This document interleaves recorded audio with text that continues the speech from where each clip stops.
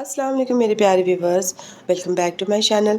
कैसे हैं आप सब? उम्मीद है सब खैरियत से होंगे। अल्हम्दुलिल्लाह मैं भी अच्छी हूँ। तो जी आज का दिन था मेरी बहन का बर्थडे, दिसंबर 24।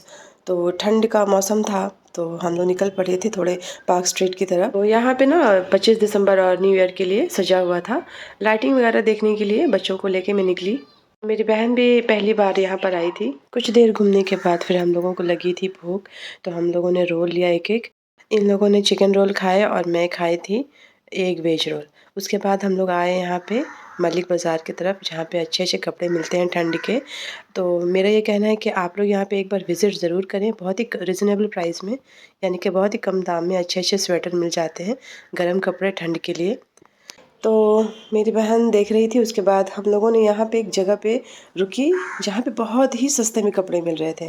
बोल तो ये 50 रुपीज़ का रहे थे, लेकिन इससे भी कम में इन लोग दे रहे थे। काफ़ी देर देखने के बाद मेरी बहन को यहाँ पे 3 से 4 ऐसे स्वेटर थे जो पसंद आ गए थे। तो वो मैं आपको दिखाती हूँ कि उसने कौन कौन सा ख़रीदा।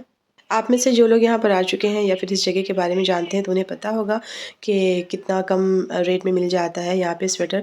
और जिन लोगों को नहीं पता है, तो आप लोग एक बार ज़रूर यहाँ पर विज़िट करें। बच्चे बड़े हर एज के लोगों के लिए यहाँ पे स्वेटर अवेलेबल होता है। और जी मैं अपने लिए कुछ नहीं ख़रीदी, क्योंकि मेरे पास ऑलरेडी बहुत स्वेटर है। चलिए जी देखते हैं मेरी बहन ने क्या क्या लिया।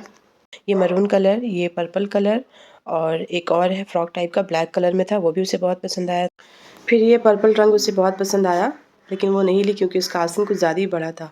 उसके बाद फिर ये रेड कलर का दिखा, तो ये हाई नेक था, ये भी बहुत सुंदर था, लेकिन ये लाइट कलर होने की वजह से मेरी बहन नहीं ली। फिर उसने एक और उठाया, तो अच्छे अच्छे कपड़े थे, वेस्टर्न ड्रेसेस, वेस्टर्न डिज़ाइंस में थे ज़्यादातर। तो ये ब्लैक कलर का फ्रॉक टाइप में बना हुआ था स्वेटर, और एक पर्पल कलर में। तो ये दोनों मेरी बहन ख़रीद ली थी, पहनने पे काफ़ी अच्छा लग रहा था। और जी फिर नेक्स्ट मॉर्निंग में हमने बनाए थे पास्ता। ये नाश्ता थोड़ा हेवी हो गया था। इसको खा लेने के बाद दिन भर हमें भूख का एहसास नहीं हुआ था वैसे। तो भरपेट नाश्ता करने के बाद हम लोग निकले थे ज़ू की तरफ। तो ज़ू निकलने से पहले मैं नेशनल लाइब्रेरी ऑफ इंडिया को विज़िट करना चाहती थी, और ये मेरा मोस्ट फेवरेट प्लेस है और हमेशा रहेगा। बहुत ही पीसफुल इन्वायरमेंट है यहाँ पे। जो भी यहाँ पे आएगा ना, उसे इस जगह से प्यार हो जाएगा। यहाँ पर जी देखिए, मेरी बहन को कल रात में जो स्वेटर ख़रीदी थी, ये स्लीवलेस था, नकाब के ऊपर बहुत प्यारा लग रहा था, बहुत सुंदर दिख रही थी, बहुत क्लासी भी लग रहा था लुक। यहाँ पे कोई प्रोग्राम फंक्शन हो रहा था, यहाँ आए दिन होता रहता है। तो बस माजी के दिनों को याद करते हुए आगे बढ़ती। और जी इस जगह पे जब भी मेरा मन घबराता, या जब भी कॉलेज के क्लासेस नहीं होते थे, या कभी एब्सेंट करके भी मैं यहाँ पे आया करती थी। मुझे यहाँ पे बैठ के नोट्स वगैरह बनाना बहुत पसंद था। यहाँ पे बहुत अच्छे अच्छे रेफरेंसेस मिल जाते थे बुक्स के। इस लाइब्रेरी के रीडिंग रूम के अंदर मैंने एक बार पेंसिल बॉक्स गिरा दी थी। इतनी ज़ोर की आवाज़ हुई थी, ऐसा लग रहा था जैसे किसी ने पटाखा फोड़ दिया हो। सारे लोग मेरी तरफ देखने लगे थे। ये वो जगह है जहाँ पर आप नॉलेज ले सकते हैं। आप सुकून की जगह अगर तलाश करना चाहते हैं, तो आप इसके लिए भी यहाँ विज़िट कर सकते हैं। और एंट्री जो है वो बिल्कुल फ्री है, बस आपको आईडी कार्ड दिखाना होगा। हाँ, मेंबरशिप कार्ड भी फ्री में बन जाती है, रीडर्स कार्ड भी। और मुझे एक लेंडिंग कार्ड भी बनवाना पड़ता था, क्योंकि मुझे बुक बोरो करना होता था अक्सर नोट्स वगैरह बनाने के लिए। कभी कभी नोट्स ज़्यादा बनाना होता था, तो मुझे यहाँ से निकलना पड़ता था टाइम कम होने की वजह से। तो मैं बुक को घर लेके चली जाती थी, तो इसी के लिए लेंडिंग कार्ड बनाया जाता है।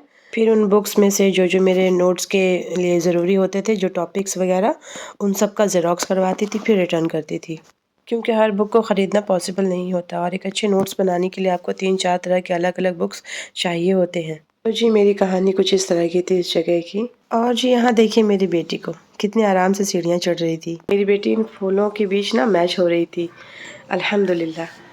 और फिर इस तरह से हम लोग कुछ देर यहाँ पे रुके और इधर उधर की बातें किए। ये रीडिंग रूम के बाहर का एरिया, जहाँ पे लोग ब्रेक लेते हैं और चाय कॉफ़ी वगैरह पीते हैं, फ़ोन अटेंड करते हैं, लोग बातचीत वगैरह करते हैं, और फिर रीडिंग रूम के अंदर चले जाते हैं स्टडी के लिए। ये नेशनल लाइब्रेरी ऑफ इंडिया, जो कि मेरे लिए सबसे रिस्पेक्टेबल प्लेस है, the most lovable and respectable place for me. मैं इमोशनली बहुत ही ज़्यादा कनेक्टेड हूँ इस प्लेस से। मैं यहाँ पे ना शाम को 5 बजे या कभी 6 बजे तक भी रुकती थी, और नोट्स वगैरह तैयार करने के बाद निकल जाती थी।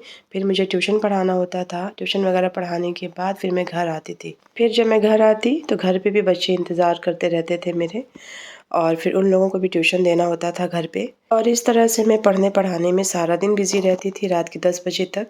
और फिर इसके बाद मुझे रात में रोटियां भी बनानी होती थी, क्योंकि रोटी बनाने की ज़िम्मेदारी मेरी ही थी। और इस तरह से फिर रात में खाना वाना खाने के बाद बहुत ही गहरी नींद सो जाया करती थी। फिर नेक्स्ट मॉर्निंग अगर मुझे लाइब्रेरी आना हुआ तो आती, नहीं तो कॉलेज चली जाती।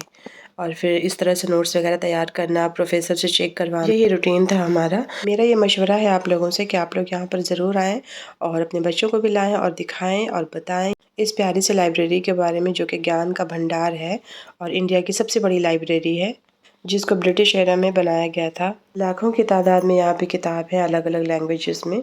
आई होप कि मेरी ये वीडियो आपको अच्छी लगी हो और मेरी कॉलेज टाइम की कहानी भी आपको पसंद आई हो। अगर आपके घर के आसपास में कोई लाइब्रेरी है ना, तो वहाँ पे आप ज़रूर जाइए, जाने की आदत डालिए। वीडियो अच्छी लगी हो तो लाइक शेयर एंड सब्सक्राइब ज़रूर कर दीजिएगा, ताकि मैं नए नए ब्लॉग इस तरह से बना सकूँ और आप लोगों के साथ शेयर कर सकूँ।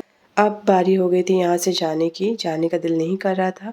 मैं देख रही थी कि सारी की सारी चीज़ें वैसा का वैसा ही है, क्योंकि मैंने हिस्ट्री में ऑनर्स किया है, मास्टर डिग्री है मेरी हिस्ट्री में, तो यहाँ से मुझे बहुत मदद मिली थी पढ़ाई के लिए। तो इस तरह मेरे तमाम प्यारे व्यूवर्स को मेरी तरफ से ये मशवरा है कि आप लोग किताबों को गहराई से मुताला करना ज़रूर सीखें, इसको अपनी ज़िंदगी का हिस्सा बनाएं और अपने बच्चों में भी ये आदत ज़रूर लाएँ, क्योंकि गहराई से मुताला करना बहुत इंपॉर्टेंट होता है लाइफ में। अच्छी किताबों को पढ़ें और पढ़ना सिखाएं। और जी इसके बाद हम लोग अलीपुर ज़ू आ गए थे, जो कि नेशनल लाइब्रेरी ऑफ इंडिया के ठीक पास में ही है। यहाँ आने के बाद हम लोग बहुत एक्साइटेड थे, मैं, मेरी बहन और मेरे बच्चे। तो इस तरह से हम लोग हर तरफ जा रहे थे, घूम रहे थे और परिंदों को, चिड़िया वगैरह को देख रहे थे। आज जब यहाँ पर मैं अपने बच्चों के साथ चिड़िया खाना घूमने आई ना, तो मुझे अपना भी बचपन याद आ गया और मैं बहुत ज़्यादा इमोशनल हो गई थी। मुझे अब्बू के साथ यहाँ पे आना बहुत अच्छा लगता था और अब्बू एक-एक जगह पे घुमाते थे और हम लोगों को हर चीज़ खिलाते थे। और जी यहाँ पे इस तरह अपने बच्चों के साथ मैं अपना बचपन याद करने आई। यहाँ पर देखिए जी दरख्त के ऊपर कैसे चमगादड़ झूले हुए थे, मतलब उल्टा लटके हुए थे। और यहाँ पर हाथी, जो मेरी बेटी देख रही थी गौर से। उसके बाद कुछ परिंदे वगैरह हम लोगों ने देखा और इस परिंदे का चोंच इतना आर्टिफिशियल लग रहा था ना, बिल्कुल आर्टिस्टिक लग रहा था उसका चोंच। ऐसा लग रहा था जैसे किसी ने तराश के बनाया है उसके चोंच को। इतना आर्टिफिशियल लग रहा था, नेचुरल लग ही नहीं रहा था। बहुत ही खूबसूरत चोंच था इस परिंदे का। मैं वीडियो में साफ नहीं दिखा पा रही हूँ, क्योंकि जाली के अंदर था, डबल जाली था, तो समझ नहीं आ रहा था वीडियो में। उसके बाद हम लोग फिर ब्लैक डक की तरफ आए। ये भी बहुत बहुत प्यारा और बहुत खूबसूरत लग रहा था पानी में तैरते हुए। बॉडी का कलर कॉम्बिनेशन बहुत प्यारा था, ब्लैक एंड पिंक।